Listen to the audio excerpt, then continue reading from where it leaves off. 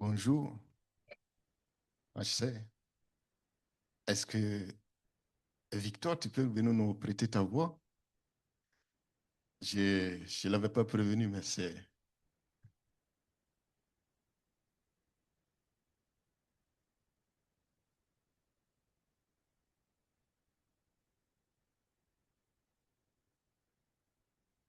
Je ne sais pas si tu peux le lire de là ou de là. On peut se lever pour la lecture de la parole? C'est fermé. Ah ouais, d'accord.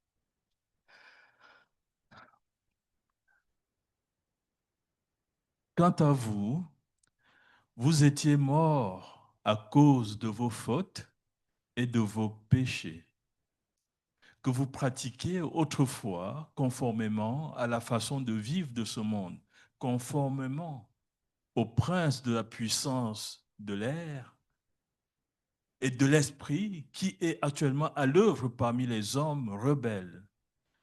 Nous tous aussi, nous étions de leur nombre.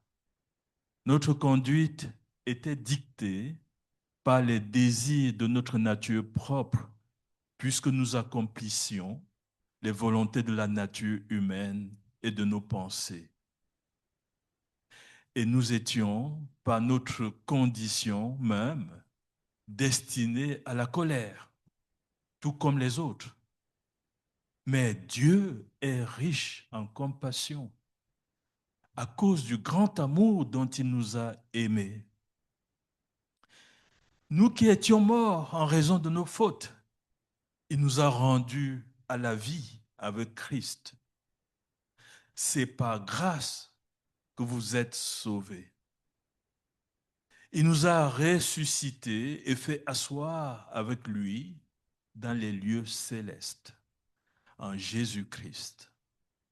Il a fait cela afin de montrer dans les temps à venir l'infinie richesse de sa grâce par la bonté qu'il a manifestée envers nous en Jésus-Christ. En effet, c'est par la grâce que vous êtes sauvés, par le moyen de la foi.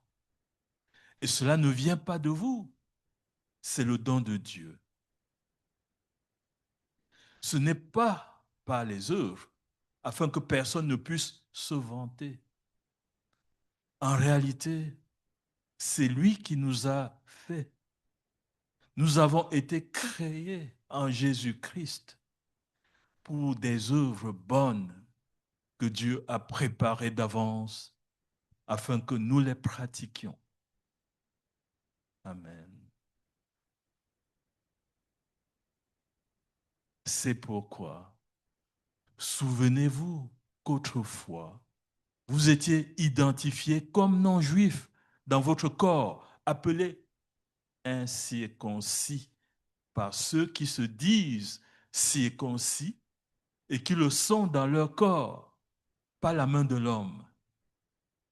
Souvenez-vous qu'à ce moment-là, vous étiez sans Messie, exclus du droit de cité en Israël, étrangers aux alliances de la promesse, sans espérance et sans Dieu dans le monde. Mais maintenant, en Jésus-Christ, vous qui autrefois étiez loin, vous êtes devenus proches par le sang de Christ. En effet, il est notre paix. Lui qui, des deux groupes, n'en a fait qu'un et qui a renversé le mur qui les séparait, la haine. Par sa mort, il a rendu sans effet la loi avec ses commandements et leurs règles, afin de créer en lui-même un seul homme nouveau à partir des deux, établissant ainsi la paix. Il a voulu les réconcilier l'un et l'autre avec Dieu en les réunissant dans un seul corps au moyen de la croix, en détruisant par elle la haine.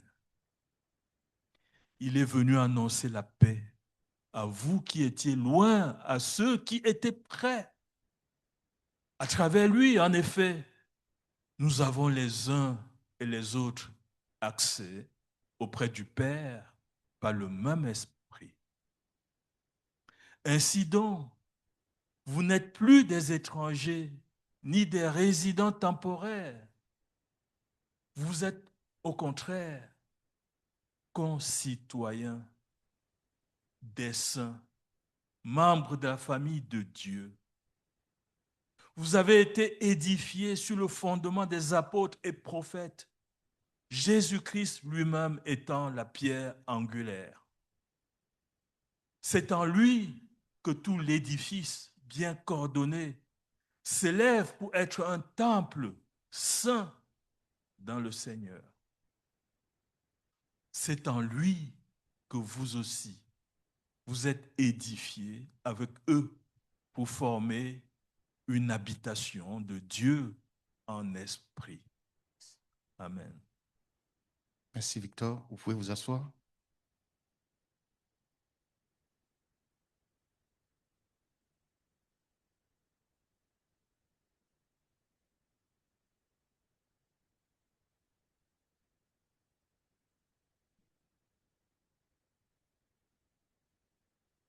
Merci Seigneur pour ce moment que tu nous donnes pour parcourir ta parole. Ma prière que ton esprit nous guide, nous illumine pendant ces moments. Que tu nous écartes des erreurs et que tu permettes que cette parole que nous allons recevoir puisse vraiment s'installer dans nos cœurs et poursuivre la transformation que tu as déjà commencée dans nos vies depuis longtemps, afin que nous puissions grandir de gloire en gloire. Je te prie au nom de Jésus. Amen.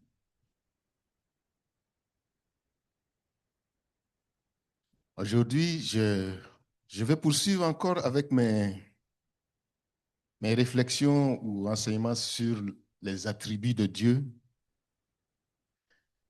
Et aujourd'hui, je vais parler d'un attribut qui n'est pas tellement commun, mais qui est. C'est comme on dit, il y a beaucoup d'attributs de Dieu qui sont dits, mais souvent que tu ne vas pas les trouver textuellement écrits dans la parole de Dieu.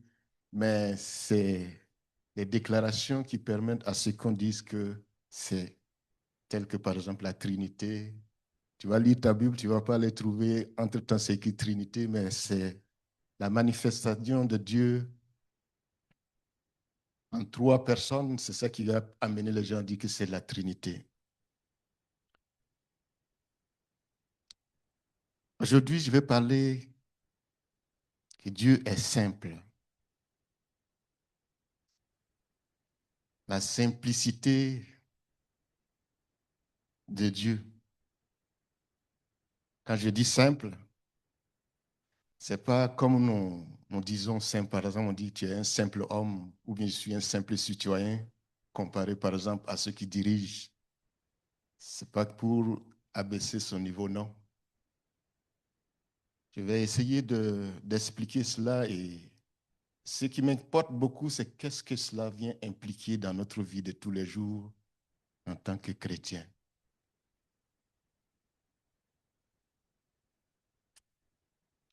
Les Écritures, je me rends compte que c'est petit. À chaque fois que je le fais devant mon ordinateur, je pense que c'est grand.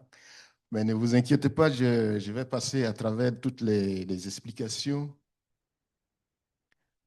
Donc, la dernière fois, nous avons médité sur une vérité précieuse, c'est Dieu ne change pas. Ce que j'ai repris avec les enfants. Nous avons parlé de son immutabilité. Dieu n'est pas comme nous, ballotté par les émotions, influencé par les saisons ou instable dans ses décisions. Nous avons vu que si Dieu changeait, notre foi serait en danger. Un jour, il voudrait nous sauver et le lendemain, il changerait d'avis. Un jour, il serait fidèle. Le lendemain, il pourrait se renier. Mais la Bible nous dit que Dieu est stable et parfaitement cohérent avec lui-même. Aujourd'hui, j'aimerais aller un pas plus loin et poser une question. Pourquoi Dieu est-il stable, si cohérent, si fiable? Qu'est-ce qui fait qu'il ne change jamais? Une réponse importante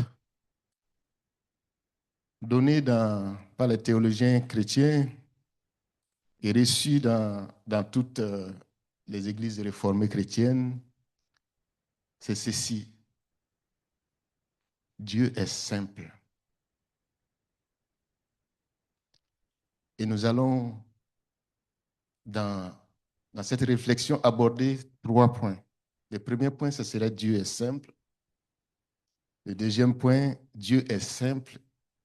Dieu trinitaire. Comment tenir les bons? Il est simple. Et puis il est trinitaire. Comment on va démêler tout cela? Et le dernier point, ce sera assis dans les lieux célestes avec Christ. Et ça, c'est vraiment le point essentiel que je veux qu'on retienne.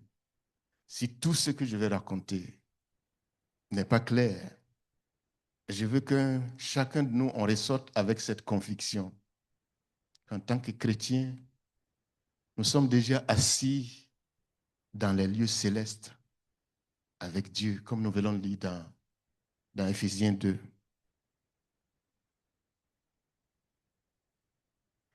Dieu est simple.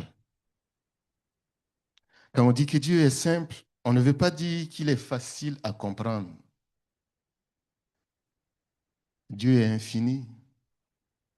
Le fini ne peut donc pas le comprendre. Dieu est glorieux. Dieu est aussi au-dessus de nous. Le mot simple veut dire autre chose. Il veut dire que Dieu n'est pas composé de parties. Dieu n'est pas fait de morceaux. C'est-à-dire, ce n'est pas des parties, on prend ça pour venir former Dieu.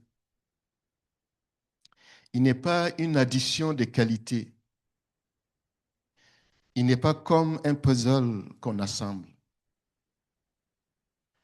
Nous, les êtres humains, nous sommes composés. Nous avons un corps et une âme. Nous avons des pensées souvent contradictoires. Nous avons des émotions qui changent. Nous avons des qualités, mais aussi des limites, des tensions et des incohérences. Parfois, nous sommes patients. Parfois, nous sommes irritables. Parfois, nous voulons faire le bien et en même temps, une autre partie de nous résiste. Nous sommes souvent divisés à l'intérieur. Mais Dieu n'est pas comme ça. Dieu n'est pas 30% d'amour, 20% de justice, 40% de puissance, 10% de patience. Dieu n'est pas un mélange. Tout ce que Dieu a, Dieu l'est pleinement. Tout ce qu'il a, il est. Il est amour. Il est lumière. Il est saint. Il est juste. Il est sage. Il est puissant. Et on peut citer les attributs qu'on a fait par le passé. Cela veut dire que quand Dieu aime, il aime avec justice. Quand Dieu juge, il juge avec sagesse. Quand Dieu agit avec puissance, il agit sans jamais cesser d'être saint. Il n'y a jamais de contradiction en Dieu. Et c'est ici que beaucoup de gens, croyants comme non-croyants, posent des questions difficiles. Ce sont des questions sincères, parfois douloureuses, parfois révoltées. On entend souvent, si Dieu est amour, pourquoi permet-il autant de guerres dans le monde?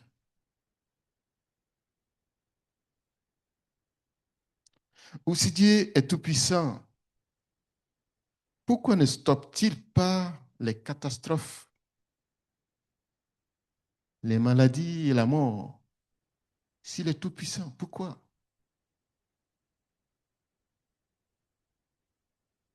Ou encore, si Dieu est juste, pourquoi les méchants prospèrent-ils souvent alors que les justes souffrent?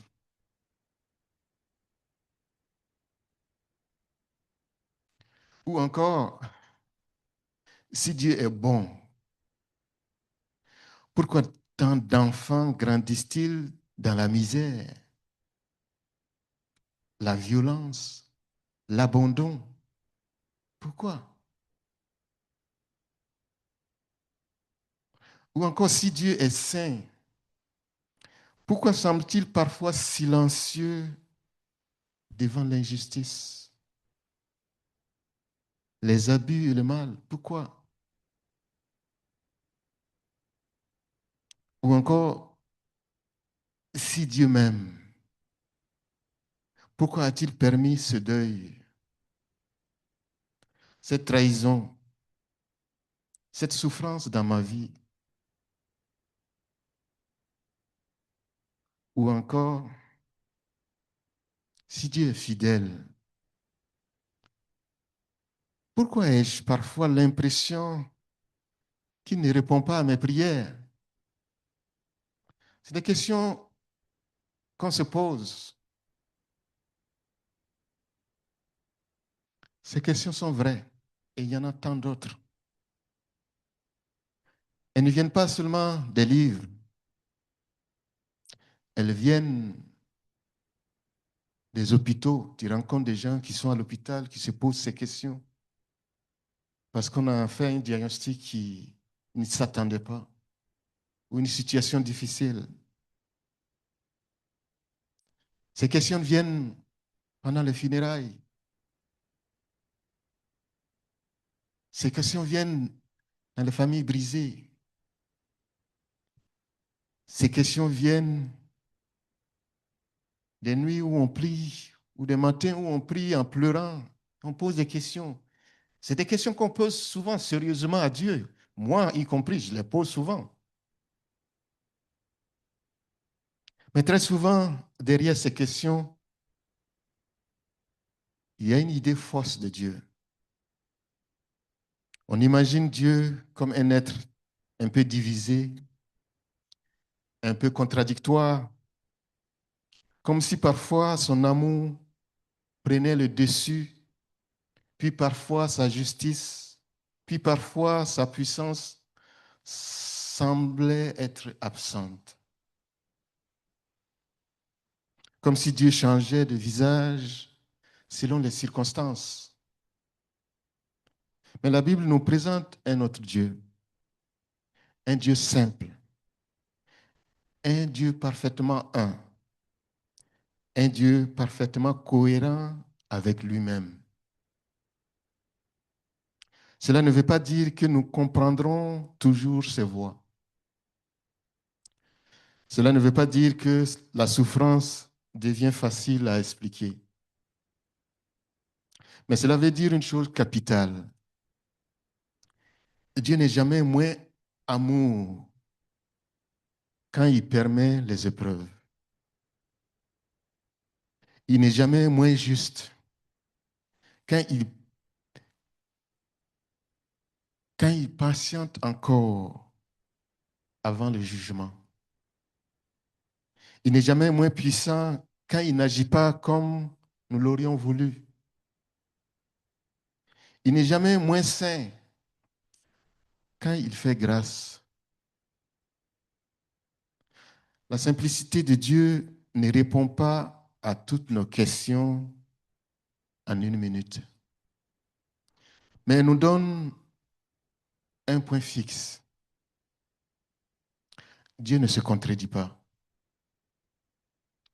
Dieu ne se divise pas. Dieu ne renonce jamais à ce qu'il est.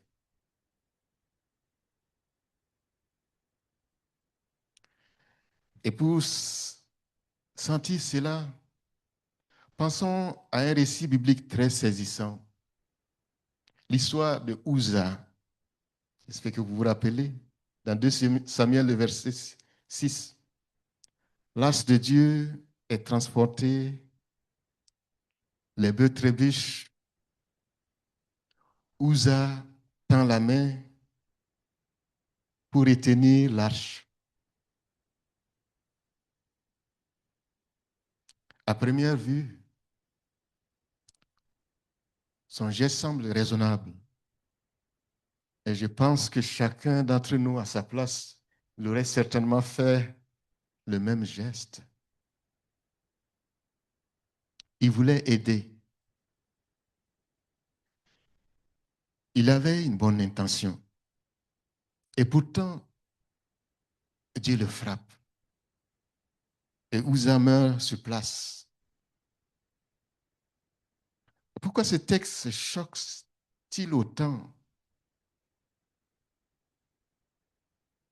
Parce que nous avons tendance à penser Dieu de façon humaine.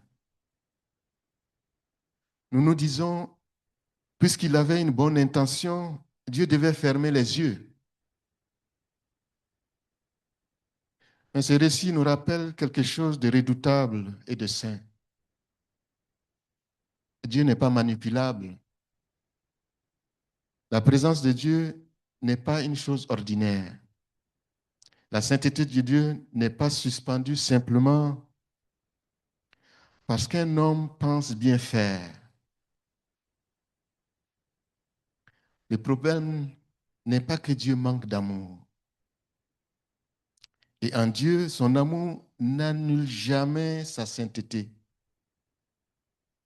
Et pas plus que sa sainteté n'annule sa bonté.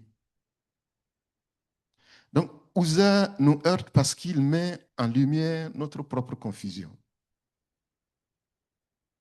Nous voulons souvent un Dieu aimable, mais pas trop saint. Un Dieu proche, mais pas trop redoutable.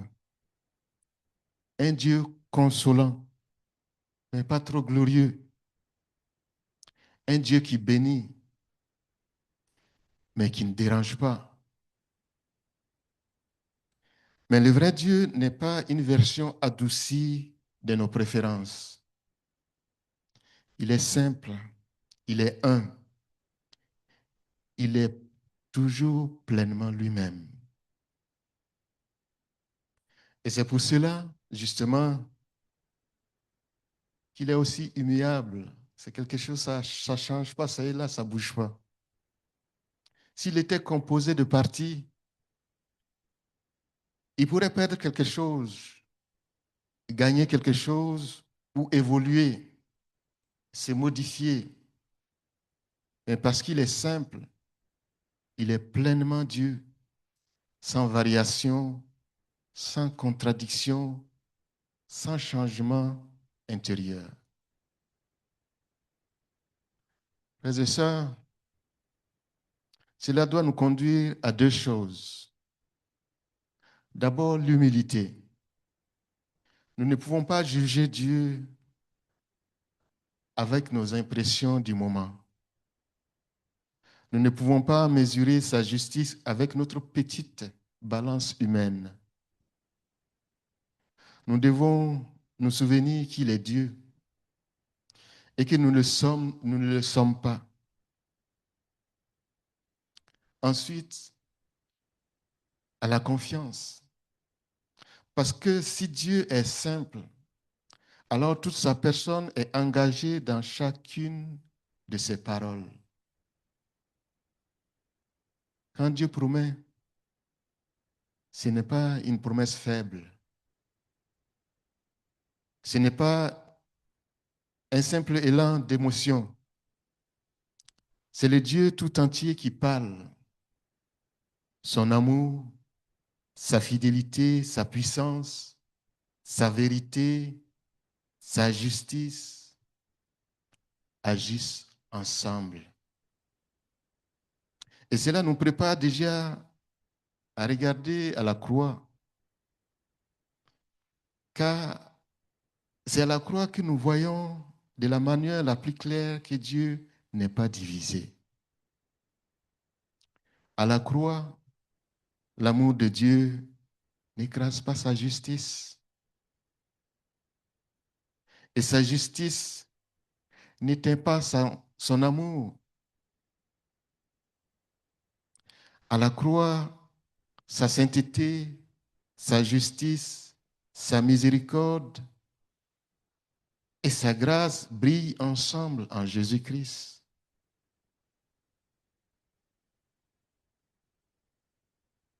Pour nous les humains, la croix devrait être une contradiction.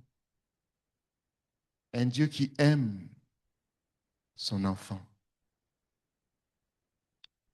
Il envoie cet enfant pour mourir pour des gens avec qui il était en colère.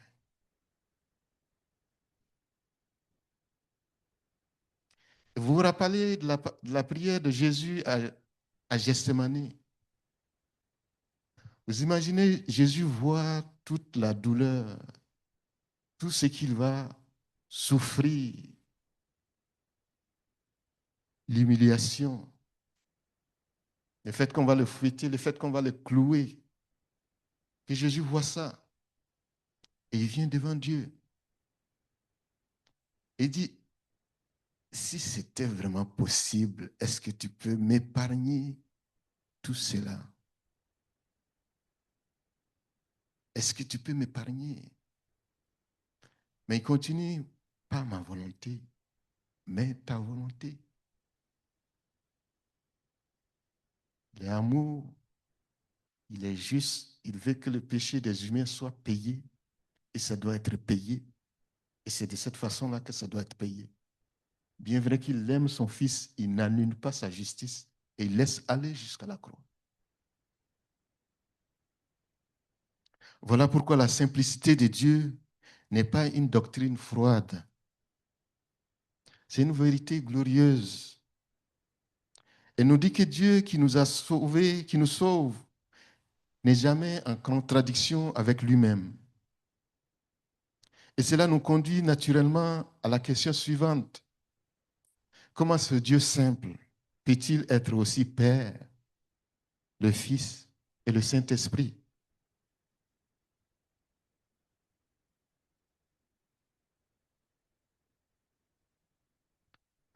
La Bible affirme deux choses fondamentales. Il n'y a qu'un seul Dieu. Il n'y a qu'un seul Dieu.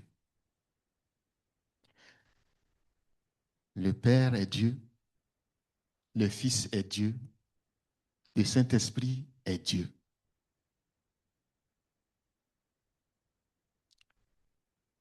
La foi chrétienne a résumé cela en disant un seul Dieu,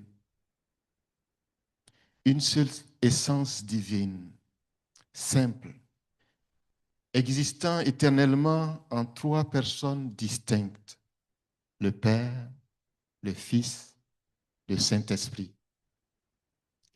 La simplicité de Dieu concerne son essence. Il n'y a pas trois dieux. Il y a trois parts de Dieu. Il y a un seul être divin, indivisible, parfait. La Trinité concerne les personnes. Le Père n'est pas le Fils. Le Fils n'est pas le Saint-Esprit. Et le Saint-Esprit n'est pas le Père. Mais chacun est pleinement Dieu. Et tous partagent entièrement la même essence. Baptême de Jésus-Christ, où on voit clairement se manifester la Trinité, on voit les trois personnes à l'œuvre. Jésus, le Fils, est dans l'eau. Et l'Esprit descend sur lui comme une colombe. Et la voix du Père se fait entendre du ciel. Cette scène montre une distinction réelle. Des personnes sont divisées, l'unique Dieu. Ce n'est pas trois dieux, ni trois parties de Dieu. C'est le seul vrai Dieu qui se manifeste selon les trois personnes. Le Père envoie, le Fils obéit, l'Esprit oint et scelle l'œuvre. La simplicité de Dieu ne détruit pas la Trinité. Elle nous empêche d'imaginer trois dieux séparés d'un côté ou de réduire les personnes à de simples masques de Dieu de l'autre. Pourquoi c'est important? Parce que notre salut vient du Dieu trinitaire, agissant dans une parfaite unité. Le Père n'a pas un projet de salut différent du Fils. Le Fils n'essaie pas d'être plus miséricordieux que le Père. Le Saint-Esprit n'applique pas un autre évangile. Le salut vient du Père par le Fils dans le Saint-Esprit. Et c'est le Dieu simple, parfaitement un, qui agit ainsi. Et c'est exactement ce que nous voyons dans Éphésiens 2.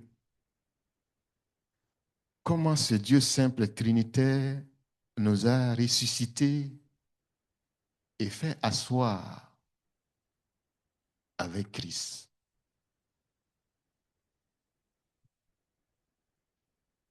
Relisons Éphésiens 2, versets 4 à 6. Mais Dieu, qui est riche en miséricorde, à cause du grand amour dont il nous a aimés, nous qui étions morts par nos offenses, nous a rendus vivants avec Christ. C'est par grâce que vous êtes sauvés. Il nous a ressuscités ensemble et nous a fait asseoir ensemble dans les lieux célestes en Jésus-Christ.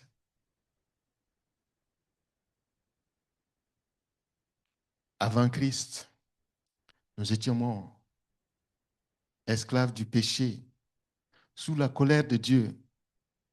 Mais Dieu, riche en miséricorde et grand en amour, nous a fait passer de la mort à la vie. Et il nous a déjà donné une place en Christ dans les lieux célestes.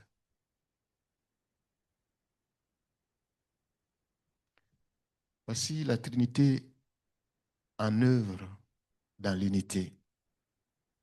Le Père, c'est lui qui prend l'initiative, qui nous aime et qui nous rend vivants, qui nous ressuscite et nous fait asseoir avec Christ.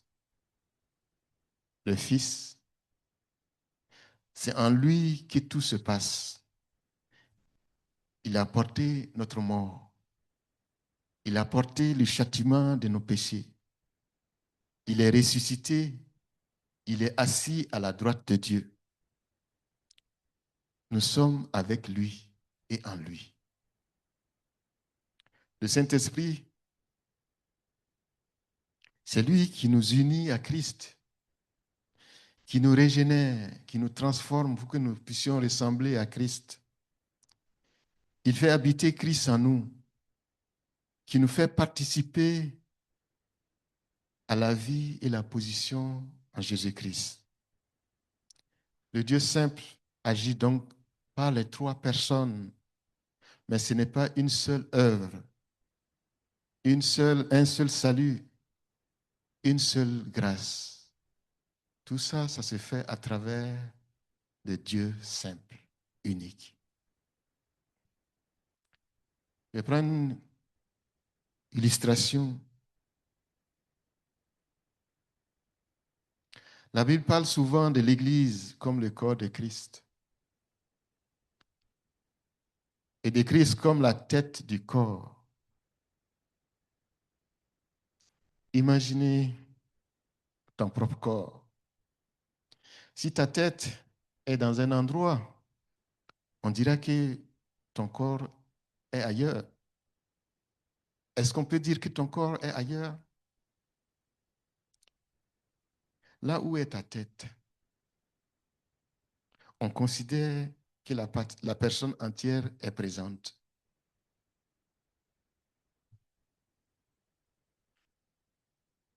Ma tête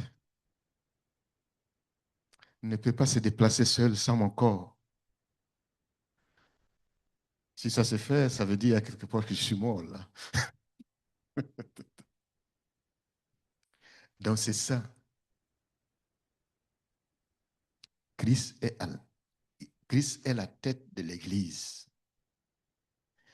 Christ est assis à droite de Dieu. Et c'est ce qui fait que nous aussi, on est assis à la droite de Dieu. Parce que la tête ne peut pas être ailleurs sans le corps.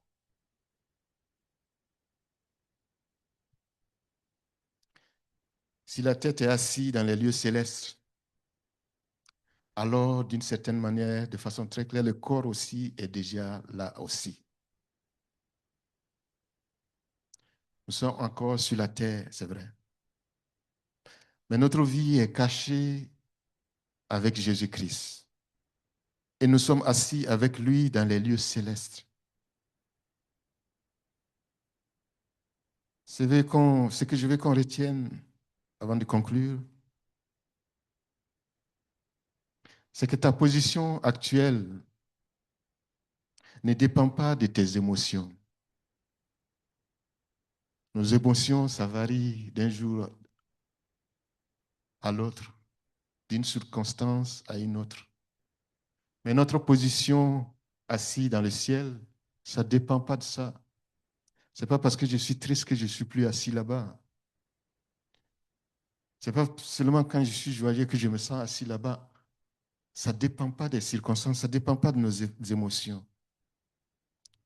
Tu peux te sentir très en bas, très découragé. Mais si tu es en Christ, ta vraie position est en haut, en lui. Deuxième point, tu combats le péché depuis la victoire de Christ, pas pour gagner ta place. Tu ne luttes pas pour essayer de mériter le ciel. Tu luttes parce que tu es déjà citoyen du ciel, uni à Christ. Je peux lutter avec le péché. Et c'est parce que je suis citoyen que je lutte avec le péché. Ceux qui ne sont pas citoyens du ciel n'ont pas besoin de lutter contre le péché. Et c'est parce que je suis citoyen que je lutte. Et avec l'aide du Saint-Esprit, je vais arriver à bout. Troisième point, tu pries comme quelqu'un qui a accès au trône. Quand je prie, maintenant que je sais que je suis assis au ciel, je sais que je m'adresse à quelqu'un qui n'est pas loin. Il n'est pas loin, on est juste assis là, à côté de Dieu.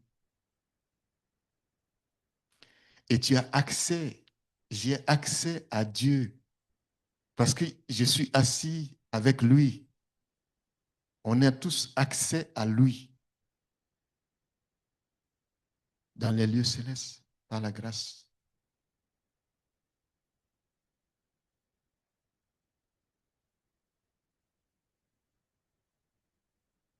En conclusion, Le Dieu que nous adorons n'est pas un Dieu confus, divisé, contradictoire. Il est simple, parfaitement un, parfaitement cohérent, parfaitement fidèle à lui-même. Il est aussi le Dieu trinitaire, Père, Fils, Saint-Esprit, un seul Dieu qui bénit éternellement. Et ce Dieu a accompli un seul salut, parfait et complet. Il nous a rendus vivants avec Christ. Il nous a ressuscités avec Christ. Il nous a fait asseoir avec Christ dans les lieux célestes. Alors, quand tu vois les chaos dans le monde, quand tu entends les guerres, les injustices, quand tu traverses toi-même des larmes, rappelle-toi, Dieu n'est pas divisé.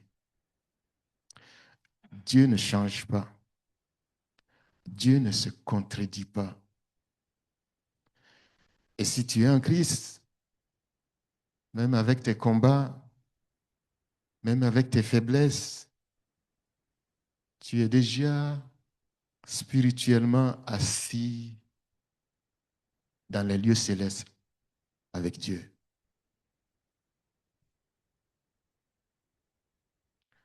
Appuyons-nous donc sur Dieu qui est simple. Appuyons-nous donc sur ce salut que nous avons eu en Jésus-Christ et marchons humblement avec reconnaissance dans la grâce qu'il nous a fait. Car nous sommes ici assis, c'est par la grâce, tous, on est tous sauvés par la grâce. On ne s'est pas amélioré jusqu'à devenir bon afin que Dieu nous... Non. Il nous a pris tels que nous sommes, il nous a sauvés. Que Dieu nous bénisse.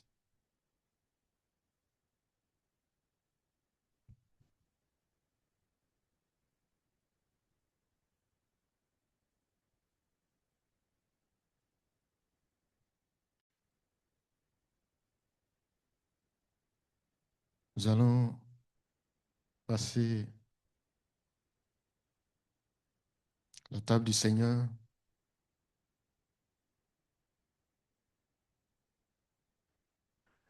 Comme Jésus nous a dit de faire cela en mémoire de lui.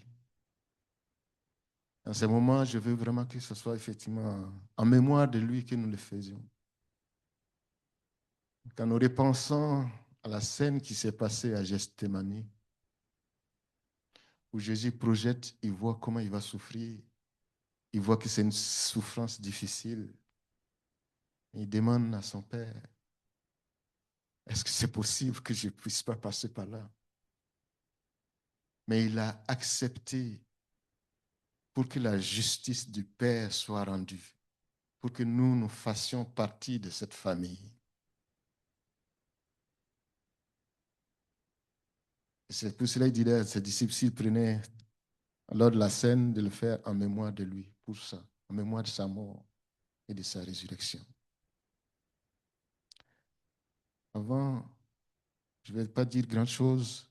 J'aimerais qu'on entende ensemble cette chanson que ça faisait longtemps que... Il y a quelqu'un qui me l'a rappelé le dimanche passé. C'est bien approprié pour la Sainte Seine. Le Seigneur nous a aimés comme on n'a jamais aimé. Il nous guide chaque jour, une étoile dans la nuit. Quand nous partageons le pain, il nous donne son amour. C'est le pain de l'amitié, le pain de Dieu. C'est mon corps, prenez et mangez. C'est mon mon sang, prenez et buvez, car je suis la vie et je suis l'amour. Ô Seigneur, emporte-moi dans ton séjour. Le Seigneur nous a aimés comme l'on n'a jamais aimé. Pour les gens de son village, c'était le fils du charpentier. Il travailla de ses mains comme l'ont fait tous ses voisins. Il connut le du labeur de son métier. C'est mon corps, prenez et mangez. C'est mon sang, prenez et buvez, car je suis la vie et je suis l'amour. Ô Seigneur, emporte-moi dans ton séjour. Le Seigneur nous a aimés comme l'on n'a jamais aimé. Son amour était si grand, Maurice ne croit. Son amour était si fort, qui triompha de la mort.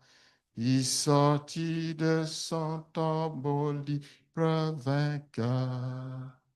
C'est mon corps, prenez et mangez.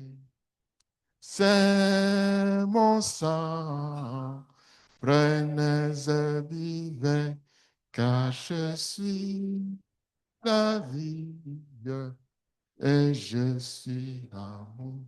Ô Seigneur, emporte-nous dans ton séjour. Le Seigneur nous a aimés comme l'on n'a jamais aimé. Il rassemble tous les hommes et les fait vivre de sa vie. Et tous les chrétiens du monde sont les membres de son corps. Rien ne peut les séparer de son amour. C'est mon corps, prenez et mangez.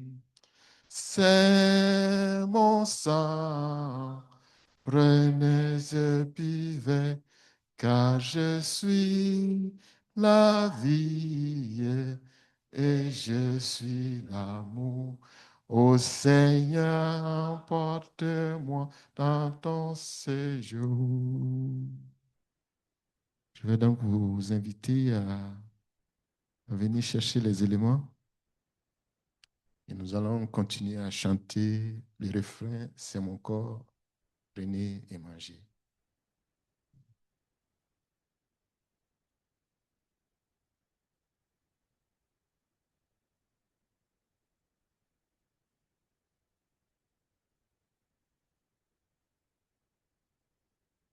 C'est mon corps, prenez et mangez. C'est mon sang, prenez et buvez, car je suis la vie et je suis l'amour. Ô Seigneur, emporte-moi dans ton séjour.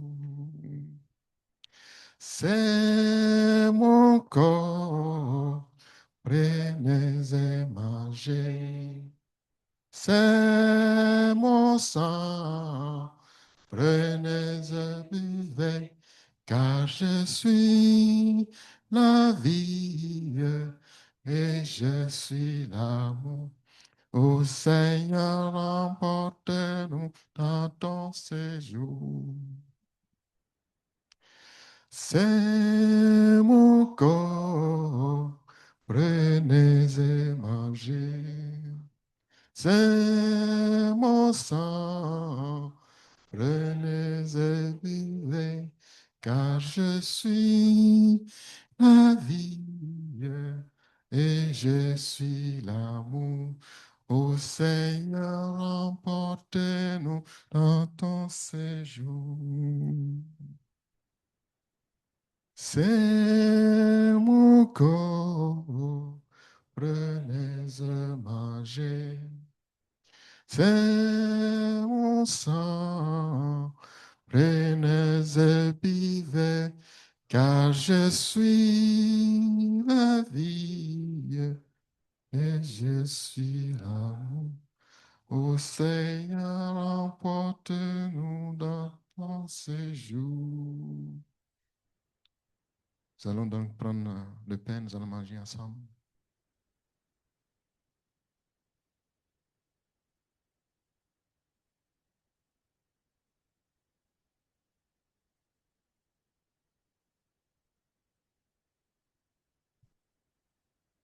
Nous allons prendre la coupe.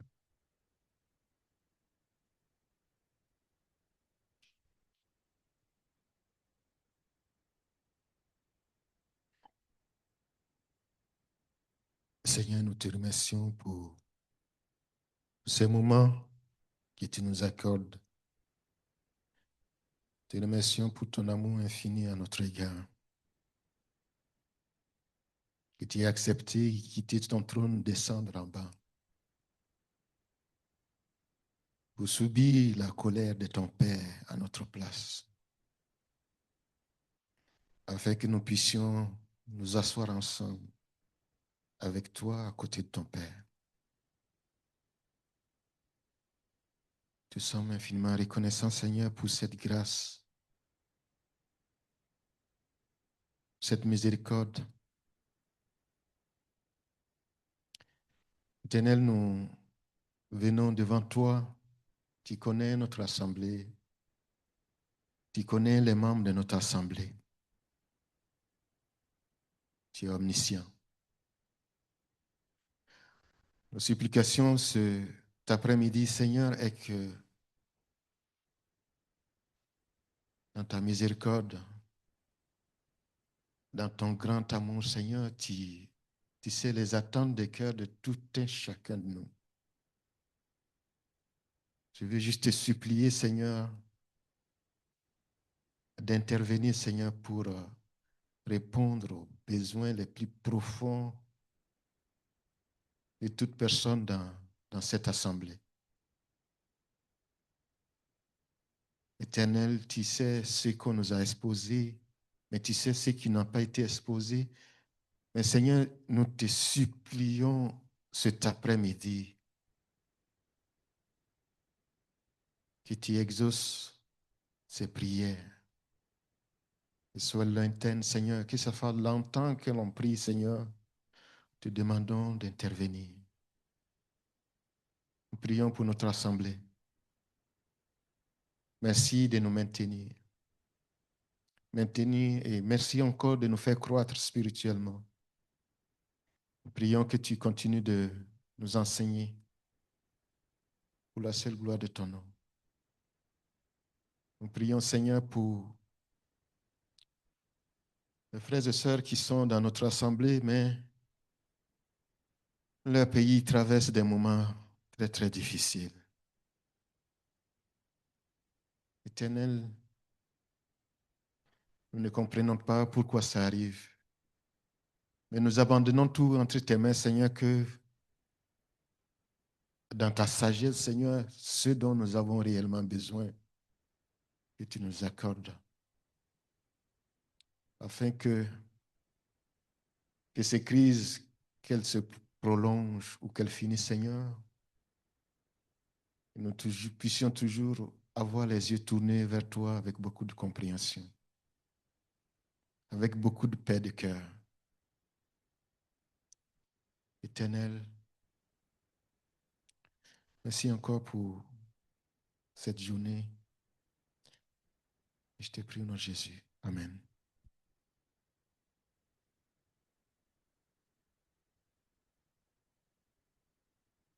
On va se lever pour faire le Notre Père.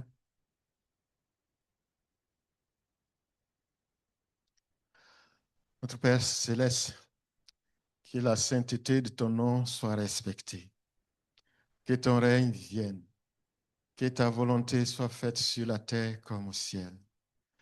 Donne-nous aujourd'hui notre pain quotidien. Pardonne-nous nos offenses, comme nous aussi nous pardonnons à ceux qui nous ont offensés. Ne nous expose pas à la tentation, mais délivre-nous du mal et du malin. Car c'est à toi t'appartient dans tous les siècles le règne, la puissance et la gloire. Amen. Ô Dieu, nous te désirons de tout notre cœur. Fais de nous une église interculturelle, renouvelée et en santé. Viens, transforme-nous de sorte que nous devenions des disciples centrés sur Christ, dynamisés par l'Esprit, axés sur la mission et capables de nous multiplier partout. OK, on peut s'asseoir. Seigneur, je prie pour les offrandes de cette assemblée. Seigneur, tu sais nos besoins. Tu sais exactement ce que nous avons. Tu sais exactement ce qui nous manque. Ce que nous te demandons, Seigneur, c'est de pouvoir à ce qui manque. Nous donner à gérer, donne-nous la sagesse de bien gérer ce que tu nous confies. Seigneur, je voulais aussi prier pour ceux qui sont à la recherche d'emploi. Tu as promis, Seigneur, à tes enfants qu'ils ne mendieront jamais leur pain. Alors, Seigneur, ils veulent travailler. Je te supplie, Seigneur, dans ta grande compassion, que tu tournes les regards vers eux, que tu interviennes afin qu'ils puissent avoir le travail qu'ils cherchent.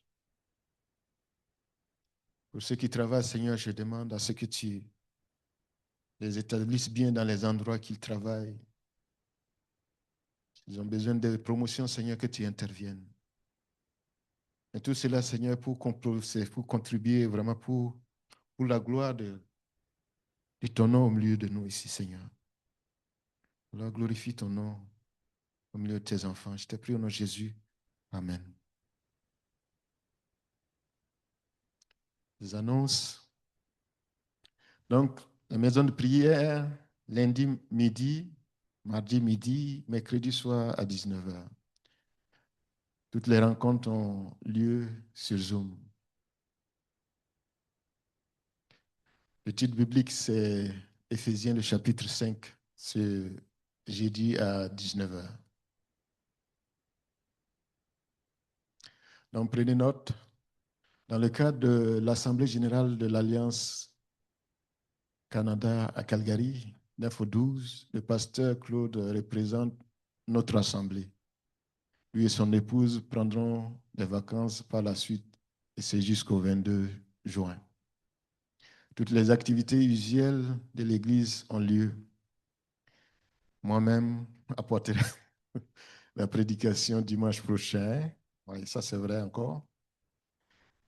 Et donc, contactez les diacres ou les membres du comité consultatif de l'Église pour toute question.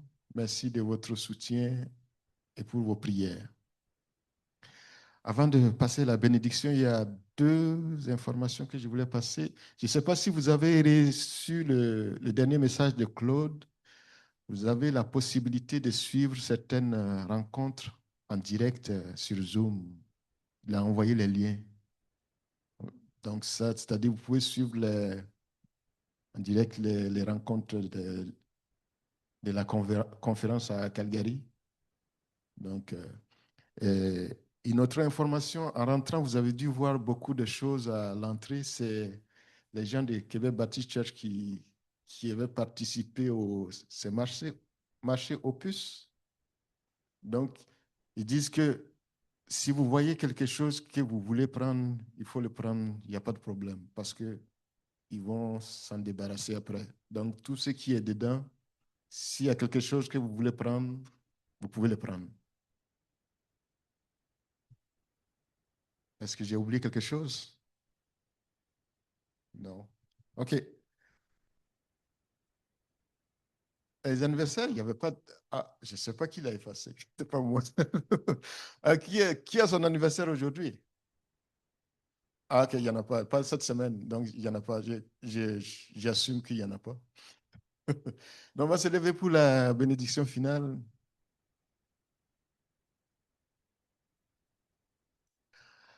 Moi, moi, l'Éternel, je reconnais les projets que je forme pour vous, déclare l'Éternel. Projets de paix et non de malheur, afin de vous donner un avenir et de l'espérance. Alors vous m'appellerez et vous partirez. Vous me prierez et je vous exaucerai. Vous me chercherez et vous me trouverez. Parce que vous me chercherez de tout votre cœur. Je me laisserai trouver par vous, déclare l'Éternel. Et je ramènerai vos déportés. Que le Seigneur nous bénisse. Bon dimanche.